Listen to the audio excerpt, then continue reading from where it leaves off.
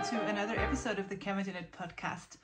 Today is Friday, it's May 31st, and for the first time in a long time we have cloudy weather and rain, and it actually feels just pretty good. So welcome to this episode. Today's a little special because I'm celebrating 4 years here on YouTube. Can you believe that? That has been a journey that I'm going to talk about a little bit later. What are my thoughts about being here on YouTube, pros and cons and stuff like that. I'll do that a little later. First, I want to share what I'm most excited about right now, and a little bit about what I have been knitting and some few objects. I will talk about the mushroom of this month or the coming month, because the pre-orders for the mushroom of June has opened a day in advance. It's because tomorrow it is Saturday and I will not be home. So just in case something happens with pre-orders, I am available today. That will happen. Then a bit later in the episode, I will take it to the studio to talk a little bit about yarn. I had some questions about superwash yarn versus non-superwash yarns. What are the issues? What is the good stuff and what is the bad stuff, and what are my thoughts on that? And also I'll talk a little bit about what kind of yarn is good for whatever project. So I'll do that at the end at the studio, and hopefully Tina will be there and she can pop in and say hi.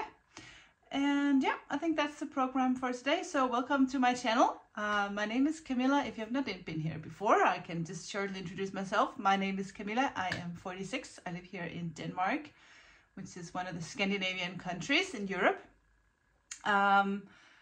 I live with my husband, and he works abroad, so at sea.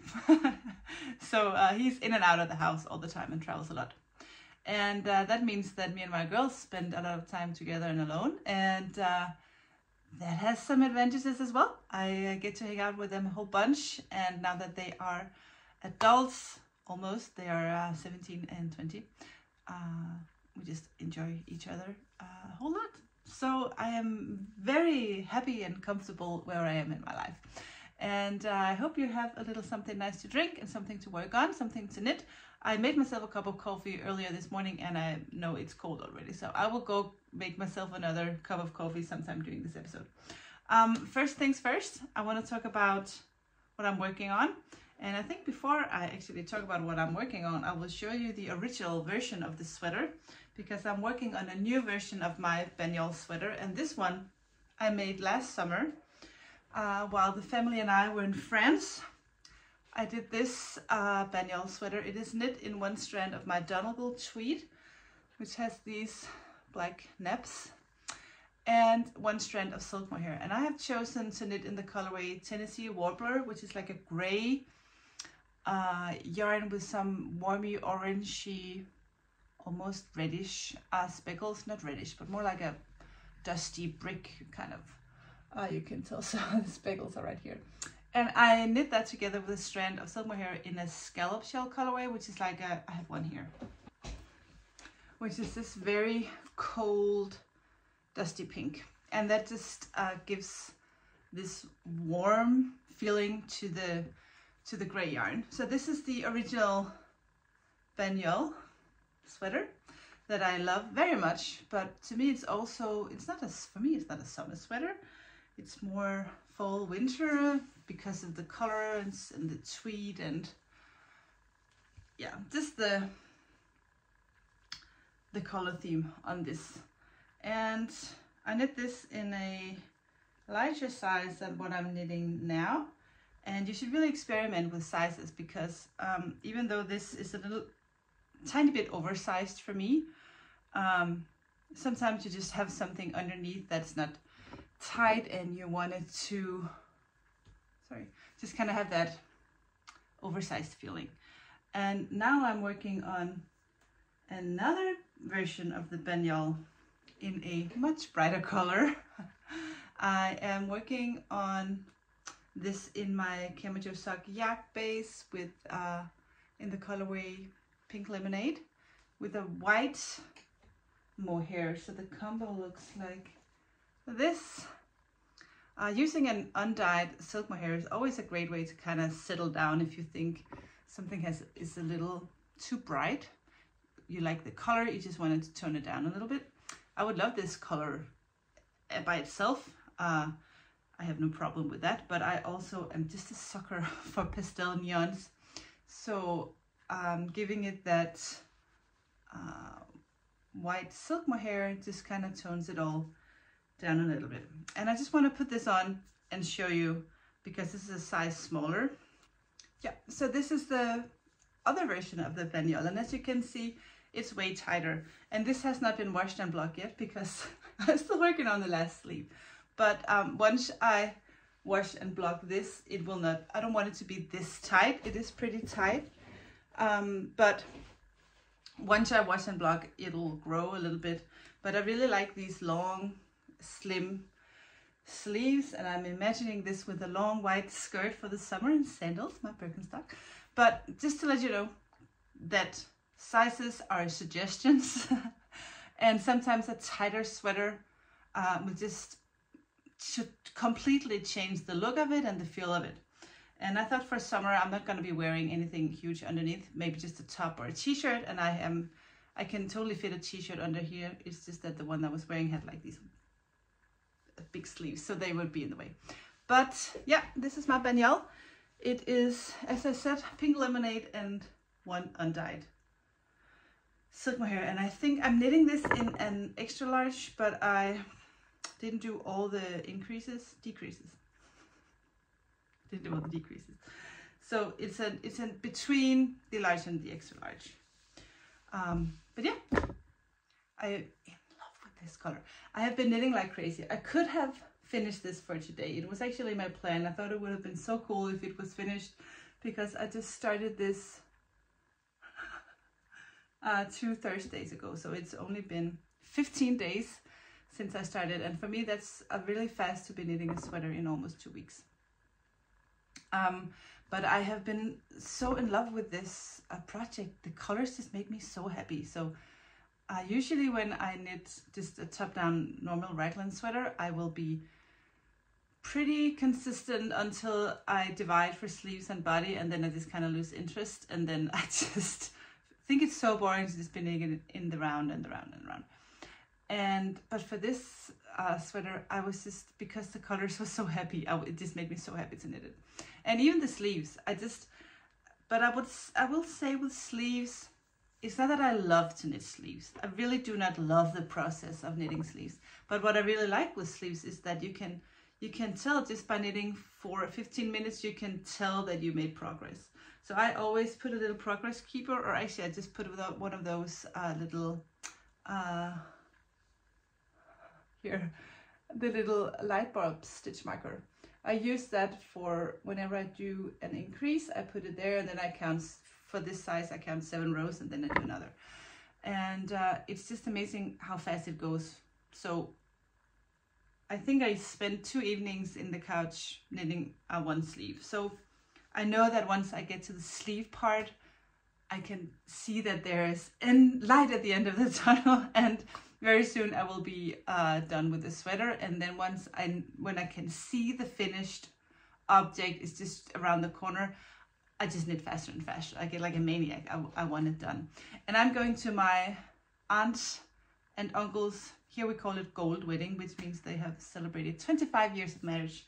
And I want to wear this sweater, at least bring it, because they said it was actually going to be really nice weather tomorrow. So tomorrow evening, when we're sitting out in the garden and having a little glass of something, I want to wear this sweater. So I will be finishing this sleeve tonight and wash it and block it in the evening, and it'll be, hopefully it will be dry and ready to wear in the morning. I also did pick up a little less. I think for this size I was meant to pick up like 104 stitches for the neck, and I only picked up, I think, 94 or 90 something, and which means it's tight, and my neckline is very tight. I can hardly get it over my head. So a good idea is to just use the Italian bind off, and you get it more stretchy bind off. But I just really wanted the neckline to be close to my neck and not have it be too wide for this particular sweater, because it's tighter. I just wanted that look. It could also be very cute with a more boat neck kind of look, but yeah, another time. So yeah, this was the banyol. Totally different look. I love that. You can just change the color in the yarn and you get a totally different look on the sweater. You can't even tell that it's the same design, I don't think. What I really like about this particular, yes, it is a top-down raglan. There's no fuss. What I really like about this is that it's a little bit tighter under your arms. It's not fitted, but I really didn't want that raglan to go all the way down here and have too much room and space. I want it to be more fitted without it being too tight. And I love this little raglan here, which is like a slip stitch raglan. I think that's so beautiful. So yeah, I will take this off because it's a little warm. And I think I will use this little break to go make myself a fresh cup of coffee. So I will change. And we are back. So that was all for the banyol. I can't wait to finish this later. I really need to carve out some time during the day to get this finished so I can have it washed and dry for tomorrow. Yes, but that is the colorway. I talked about this colorway in the last episode, this pink lemonade that I not only did I fall in love with this color, a lot of you fell in love with this color as well. So yesterday I actually dyed this on my single 366 beige, which is 100% superwash merino single ply yarn. That is perfect for shawls and stuff, and also on my glitter single base, and I'm so excited to see those. They need to be washed today and dried up, so they will be in the shop Monday or Tuesday. And yeah, so all about that. That was all for the banyol and the pink lemonade. I want to show you something else amazing that was gifted to me. I have a good friend, Malene. We have been friends for 20 years. She doesn't knit, but she crochets. And she said, well, she crocheted this huge shawl scarf for herself in some of my yarn. And it was just so beautiful. And I said, oh, I love this. I love really big scarves. You know, if you have followed my channel, I just cannot. I really love shawls and I use them as huge scarves. And she had crocheted one and it was just like a granny kind of pattern. And I loved it. And she said, well, give me some of your yarn and I'll be happy to crochet one for you. And I picked out an undyed silky lace, which is 600 meters per 100 grams of, I think it's a 70% superwash merino and 30% silk. I think that's the, you can look it up. I will link to the silky lace down below. So it was one strand of undyed and then one strand of my Suri alpaca, which is so soft, in my Sandpiper colorway. And I visited them almost 2 weeks ago, I think just after my last podcast. And she finished this huge shawl. And I am completely in love. This colorway, which is kind of an off-white but still cold, so it's almost like yeah, I don't even know the English word for this color, but like a, yeah, I just love the color. And when she gifted it to me, I was wearing a white t-shirt like today and a long white skirt, and that just looks so good. I think it just goes so well. And also with my new t-shirt that is not a bright white, but it's kind of an off creamy white. And I think these two colors just go together so good. So I wear this all the time. And even though it's too warm now, because not today, today's a little colder, but summer actually arrived in Denmark and has been here for a couple of weeks. It's been so lovely. But in the evening when it's a little bit chilly and we insist on staying outside, I've been wearing this as a old-fashioned shawl and also just as a scarf. And I love this. And I have told Malene, can we turn this into a pattern, a crochet pattern? Because I think she's just kind of freestyling this. She didn't use a pattern herself, and it is, as you can tell, it's just granny square, so it's not hard at all. So I'm gonna see if I can get her to co-design this with me, and we can turn this into a pattern if you are interested. Let me know if you would be interested in a crocheted pattern like this. Isn't it beautiful? And I wish I could through the screen show you how incredibly soft this is. I love silk mohair, but the Suri alpaca just has this extra softness to it. I think choosing between the silk mohair and the Suri alpaca is more the outcome than it is the feel of the yarn. So for example, if you want to knit something where you like cables and you wanted your fabric to stand out a little bit more, I would recommend the silk mohair, because the Suri alpaca just has a little bit more of a halo and it's a little softer. But for shawls and sweaters that doesn't have any cable, I would definitely go with the Suri alpaca, just to try it out, because it's insanely soft. And some people think that the mohair kind of is scratchy a little bit or itchy, and some people are even allergic. So the Suri alpaca, which is just the Suri alpaca is another alpaca race, and the fleece looks totally different and it acts differently, and combined with silk is just a luxury product. And I think I've heard that some people that are allergic to wool are actually not allergic to the alpaca, so maybe you can do some research on that. Yeah, okay, that is all I wanted to share about the crochet shawl that I'm just so happy that she made for me. I'm really in love with that shawl.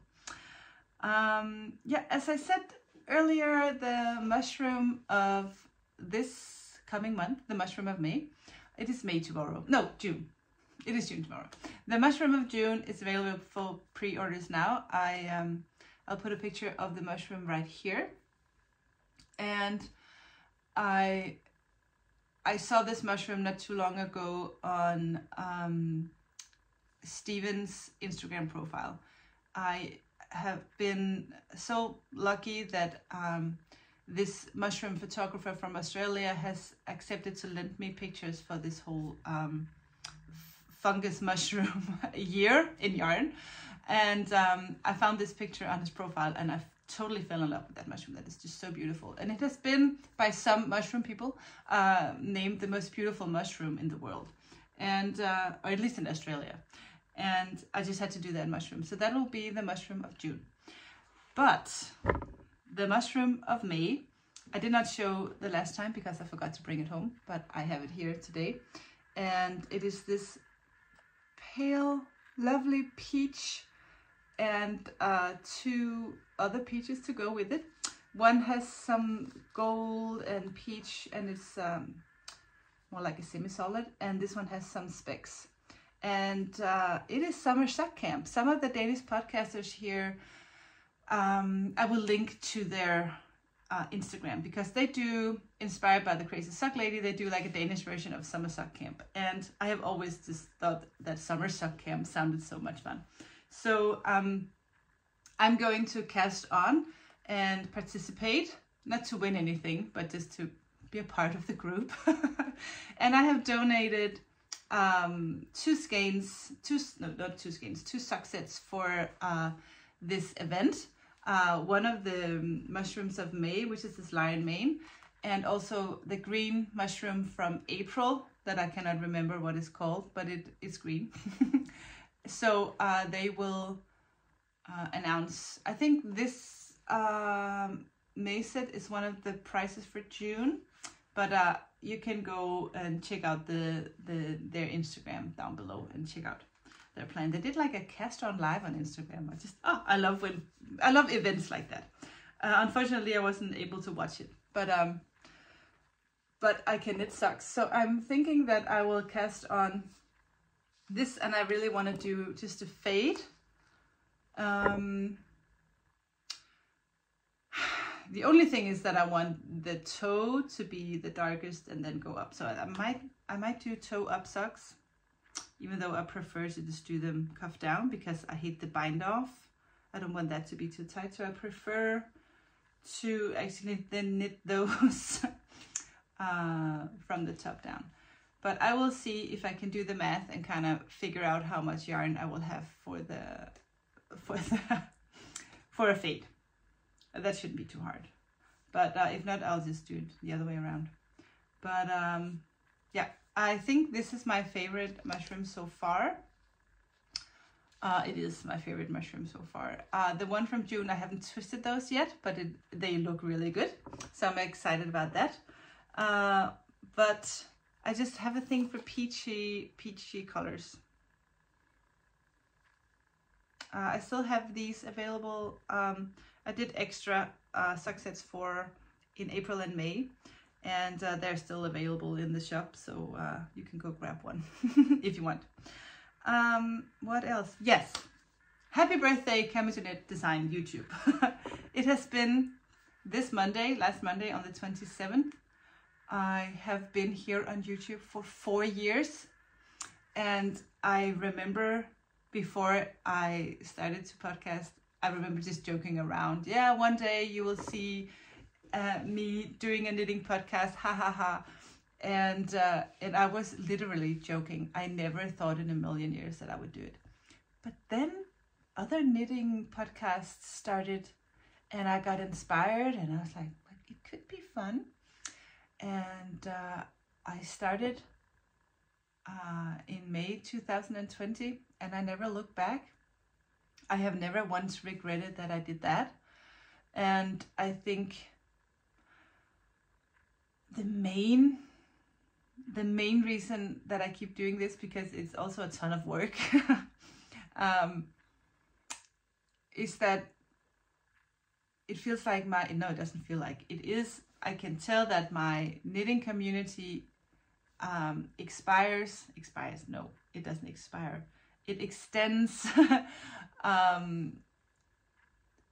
crossing borders. So my knitting community is not only locally here in Denmark with the knitters that I meet when I go to events, but it stretches out. And I have people from Japan, Australia, Africa, South America, North America, writing and commenting on whatever is going on in my little knitting world, as if we were next door neighbors. Or they passed me in the street and said, hey, I like your sweater, or hey, what are you knitting on? And I love that. I love that we are so far away from each other and still we can unite about our hobbies. And it also feels like this culture exchange in a way is just perfect. I have a daughter coming home. I'll be back.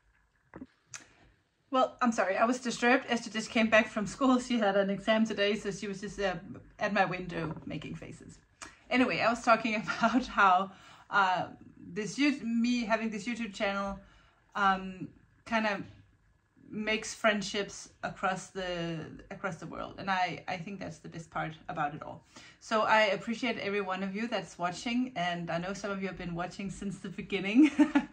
And I just want to thank you so much for that. And it feels so great that we have a knitting community that doesn't care where you're from or what the color of your skin is and whatever your religion is. We have something else in common that binds us together, and I think that's just beautiful. And I have a podcast group. We chat every now and then on Teams, and we have a group on Instagram, and it's the same thing. We come from all over the world, and we have different beliefs and different everything. But this is what unites us, and I think actually that is the way to spread love and acceptance. Anyway, since it is the birthday of this podcast, and to thank you and to celebrate, I offer you 50% off all my patterns on my website. And I'll see if I can get that to work on Ravelry and Ravelry as well, because I know a lot of you prefer to have all your patterns gathered one place, and I totally understand that. So I will make sure that the code is good all weekend, ending sometimes Monday, just to make sure that if you watch this late Sunday evening somewhere else in the world, the code will still be good. Use the code HBD4, which stands for Happy Birthday for 4 years. So HBD4, I'll put that down below here, and you will get 50% off all patterns for this weekend only. So thank you for watching, and I hope you will keep watching. But now that I am talking about podcasting, I would be so appreciative if you would give me some feedback on what you would like for me to talk about. Is there anything that you say, I wish you would talk more about this, or I wish you would show us this, or I'm so curious to know about whatever. Denmark, anything from my personal life, or that I haven't shared, or that you're curious about, or starting businesses, whatever. Let me know, because sometimes I just run out of ideas, and I think the podcasters here on YouTube, we have a tendency to do the same thing, show you the progress on the project that we are working on, finished objects, knitting projects for the future, and end off with a little bit of what is going on in our personal life. And there's nothing wrong with that, but if you're curious, or if you're a newer knitter and there's things that you just do not understand, why people keep saying these words and you don't understand. I know for Danish knitters especially, we have an issue, because in English we talk about lace weight, fingering weight, sports weight, DK weights, bulky, and Aran weight, and worsted weight. And that is just a brilliant system to kind of categorize all your yarns into yardage. We do not have that system in Denmark. It's so frustrating, and someone needs to come up with a system ASAP, because I think usually people will just refer to fingering weight yarn as sock weight yarn, which is ridiculous, because you can knit socks out of different yarn, not yarn bases, I was going to say, but whatever yardage, you can knit thick socks or thin socks, so that doesn't really say anything.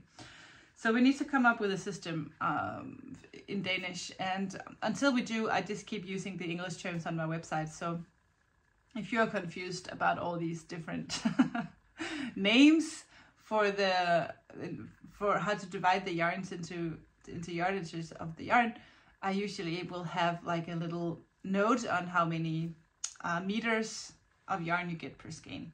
So it's a good conversation to have, this whole about yarns and how we kind of divide those into thickness of the yarn, and that's tricky. And I think at least for beginners it must be so tricky to find the yarn that goes with the right gauge. And also I do not have suggested gauge on my yarns, because it differs. It depends what you want to do. If you knit socks with this, I will go for a gauge around 30, and if I'm knitting a shawl, it might be 25. So if you see a recommended needle and gauge on a yarn and you think, oh, that's only good for that, and then the yarn has missed its point. So I don't do that. Well, I will talk a little bit more about yarn when we get to the studio to talk about the non-superwash yarns, superwash yarns, and different bases. And also I have dyed up some new colors in some of my existing bases. I have 2 new colorways in my organic wool linen, for example. And yeah, and then the last thing I want to mention before I go to the studio is that Tina and I are having, and this goes, I think, mostly for our Danish viewers, but we have an open by night event on June 11th, which means from 4 in the afternoon until 9 in the evening, we will have the workshop and showroom open.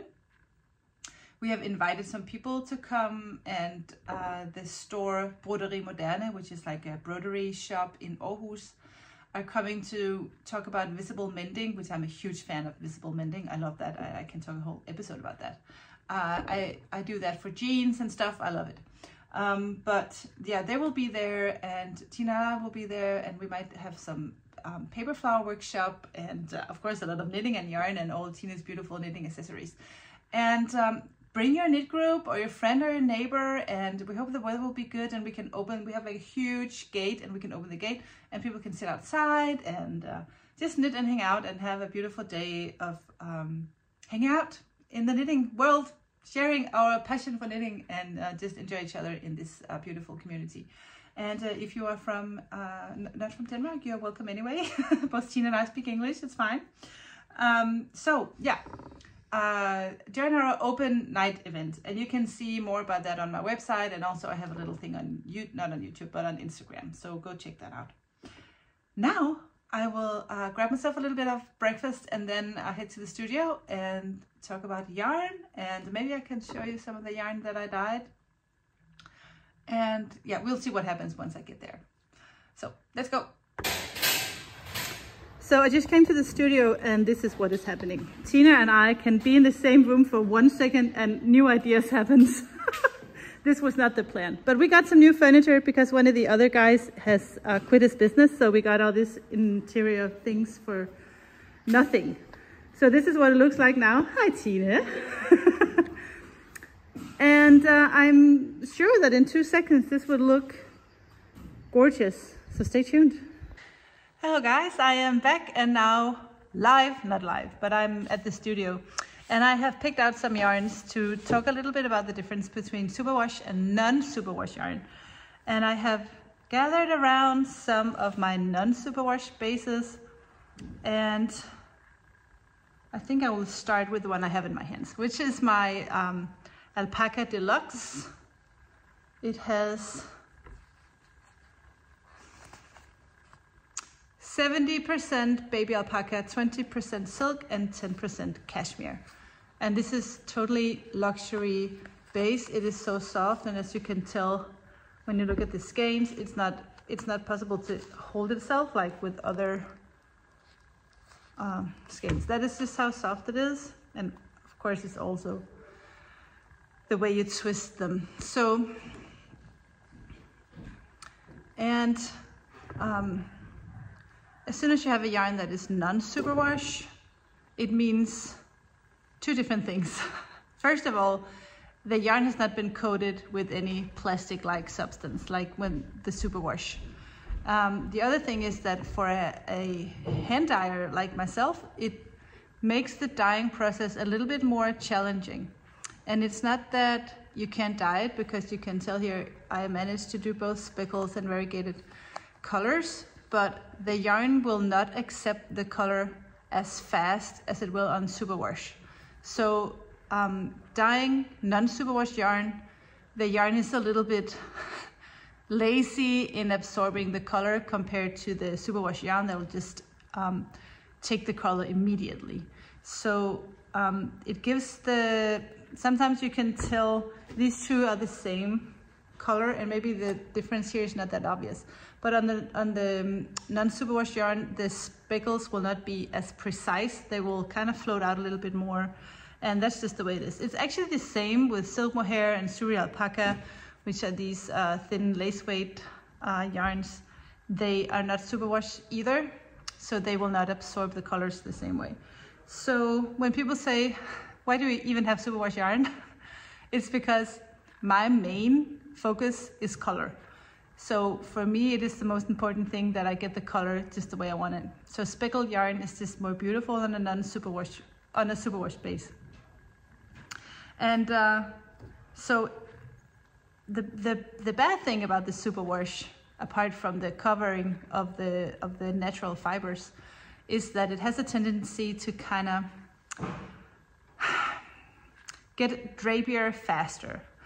So knitting a sweater in a superwash yarn without a strand to go with it, like a silk mohair or a suri alpaca or something else, will kind of, there's a risk of that the sweater or the fabric will lose some of the natural qualities of the wool.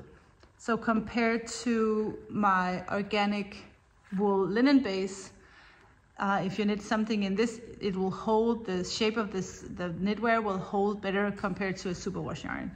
So it's just, you can't have the best of both worlds. So you can either have the wool that it's more true to the natural qualities of the wool, or you can have the superwash yarn that just carries the colors a little bit better, or way better.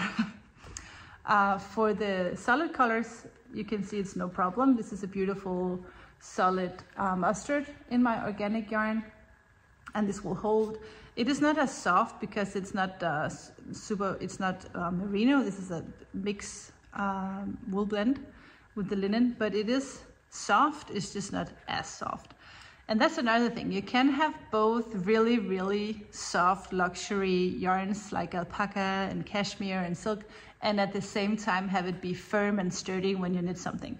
So you can have a sweater that will hold beautifully and the cables will always be beautifully shown and the shape will stay. Then you need a firmer yarn and preferably a non-superwash yarn. So that's the way it is.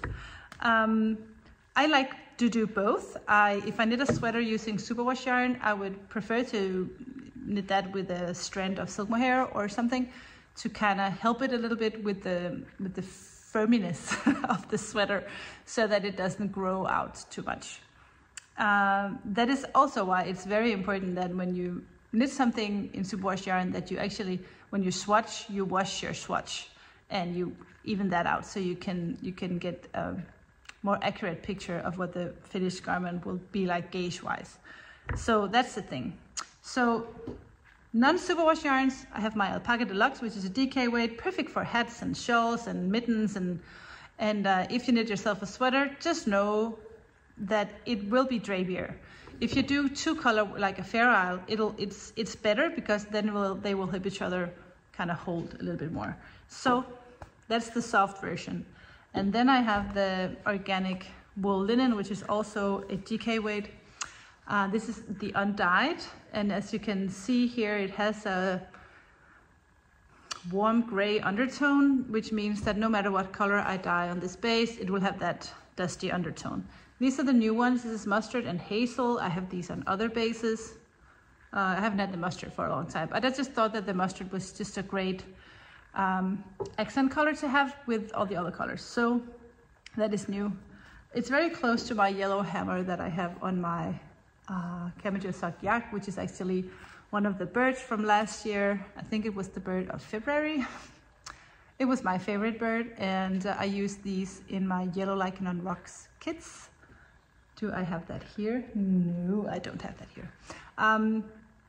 But that's back in my sock base. And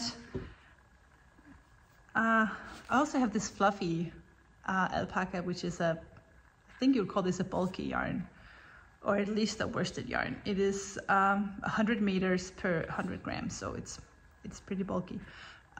This is perfect for pillows or hats or whatever, and this is non-superwash as well, and you can tell the same thing happens here. The colors, you can still speckle, but they won't look as speckled. They look more like the colors kind of go into each other, blend into each other a little bit more. Then I do dye of the day. So every now and then when I have colors left over, I'll just put those in the dye bath and put whatever yarn base I feel like putting in there.